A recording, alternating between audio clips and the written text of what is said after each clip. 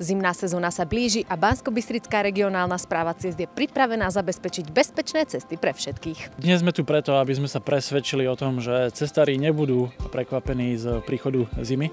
A ja som veľmi rád, že pán predseda predstavenstva ma informoval o tom, že už dnes v tejto chvíli máme naskladených 18 000 tón posypovej soli, 19 000 tón kameniva a 400 tón chemického posypového materiálu, ktorý používame vtedy, keď sol nie je možné použiť. Taktiež sa veľmi teším, že máme plne v prevádzke už aj 71 nových vozidiel, ktoré sme obstarávali posledné 2 roky a vymenili techniku, ktorá bola v priemere 25 rokov stará, ale skutočne niektoré kusy mali aj 40 rokov.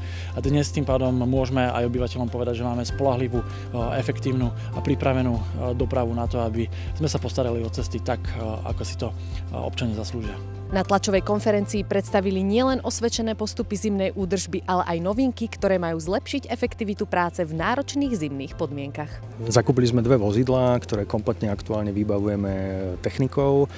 Bude pripravená na zásah, to znamená, budú operatívne rozdelené po celom kraji tak, aby vedela táto cestná patrola hocikedy zasiahnuť. Čiže stane sa, vytečie 200 litrov nafty na ceste, lebo sa stala havária, majú tam okamžite posypový materiál, ktorým to budú sanovať a tak ďalej. Nebude sa proste čakať hodiny, kým sa dostaví technika, ktorá je potrebná. Tieto vozidlá, táto cestná patrola by mala byť pripravená okamžite zasiahnuť. Boli sme úspešní vo výzve úradu práce, preškolili sme našich zamestnancov v hodnote 90 000 eur, dostali nové pilčické preukazy a školenia, dostali nové zváracké preukazy a školenia, hlavne tie pilčické v zime sa zídu, pretože kalamita, keď padajú stromy, tak toho je hodne. A čo je absolútna novinka, ktorá nikdy v Banskobystrickej regionálnej správe nebola, je, že sme preškolili našich 100 prvých zamestnancov na prvú zdravotníckú záchrannú pomoc, čiže vedia zasiahnuť v prípade, že by si to skutočne vážna situácia na ceste vyžadovala.